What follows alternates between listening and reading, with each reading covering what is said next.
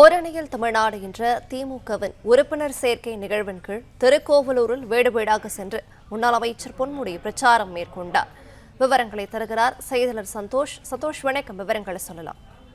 தமிழ்நாடு முதலமைச்சரும் திமுக தலைவருமான மு.க.ஸ்டாலின் அவர்கள் ஓரணியில் தமிழ்நாடு என்ற பெயரில் தமிழகம் முழுவதும் ஆன்லைன் மூலமாக வீடு வீடாக சென்று திமுகவிற்கு உறுப்பினர் சேர்க்கும் பணியினை மேற்கொள்ள வேண்டும் என அறிவித்திருந்தார். அதனைத் தொடர்ந்து இன்று திருக்கோவிலூர் சட்டமன்ற தொகுதிக்குட்பட்ட அனைத்து ஊராட்சிகளிலும் ஆன்லைன் மூலமாக திமுக உறுப்பினர் சேர்க்கும் பணி தொடங்கப்பட்டது. முதலாவதாக சட்டமன்ற தொகுதிக்குட்பட்ட ஏனாதிமங்கலம் ஊராட்சியில் உறுப்பினர் சேர்க்கும் பணியினை முன்னாள் அமைச்சரும் திருக்கோவிலூர் சட்டமன்ற உறுப்பினருமான பொன்முடி தொடங்கி வைத்தார். அப்போது உறுப்பினர்களாக இணைபவர்களிடம் திமுக அரசின் எந்தெந்த திட்டங்கள் மூலம் பயன்பெற்றுள்ளனர், தமிழக முதல்வர் மொழி மானம் காக்கும் நடவடிக்கையில் ஓரணியில் திரள்கிறீர்களா என அவர்களிடம் கேட்ட பின்னரே திமுகவில் உறுப்பினர்களாக சேர்க்கப்பட்டனர்.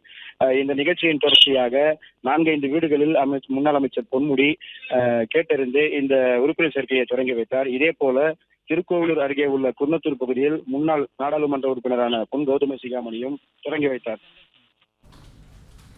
புதுக்கோட்டையில் ஓரணியில் தமிழ்நாடு என்ற திமுக உறுப்பினர் சேர்க்கை நிகழ்வின் கீழ் வீடு வீடாக சென்று அமைச்சர் ரகுபதி பிரச்சாரம் மேற்கொண்டார்.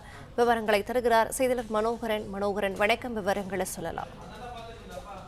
வணக்கம். புதுக்கோட்டையில் தற்பொழுது தமிழ்நாடு கனிம வளத்துறை அமைச்சர் ரகுபதி தலைமையில் ஓரணியில் தமிழ்நாடு என்று திமுக அறிவித்த திட்டத்தின் கீழ் பொதுமக்களை சந்தித்து திமுக அரசின் சாதனைகளை விளக்கிச் சொல்லும் நிகழ்வு தற்பொழுது நடைபெற்று வருகிறது.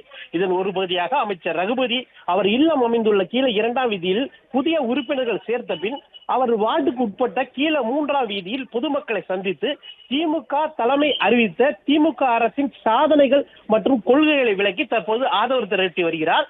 புதிய உறுப்பினர்களும் சேர்த்து வருகிறார். திமுக கழகம் அறிவித்த ஓரணியில் தமிழ்நாடு என்ற படிவத்தில் உள்ள மண், மொழி, மானம் காக்க இணைவோம் என்ற கொள்கையின்படி அதில் கேட்கப்பட்டுள்ள கேள்விகளை பொதுமக்களிடம் எடுத்து கூறி அந்த படிவத்தை பூர்த்தி செய்து தற்பொழுது அவர் இந்த பணியில் ஈடுபட்டு வருகிறார். அந்த படிவத்தில் எந்த ஒரு நெருக்கடியான சூழ்நிலையிலும் தமிழ்நாட்டின் மண், மொழி, மானம் காப்பாற்றப்பட வேண்டும் என்று நீங்க நினைக்கிறீர்களா என்ற கேள்வியும், மற்றொரு கேள்வியாக மகளிர் தங்களின் உரிமை தொகையை பெற்றிட விவசாயிகள், மீனவர்கள், நெசவாளர் உள்ளிட்ட அனைத்து தரப்பினரும் நலன் காக்கப்படும் திட்டங்களை நாம் தொடர்ந்து பெற்றிட வேண்டுமா என்று கேள்விகள் உட்பட பல்வேறு கேள்விகள் அந்த படிவத்தில் கேட்கப்பட்டுள்ளது. பிளே ஸ்டோர் மற்றும் ஆப் ஸ்டோரில் இருந்து பாலிமர் செயலியை QR கோடு மூலம் பதிவிறக்கம் செய்யுங்கள். செய்திகளை உடனுக்குடன் பெறுங்கள்.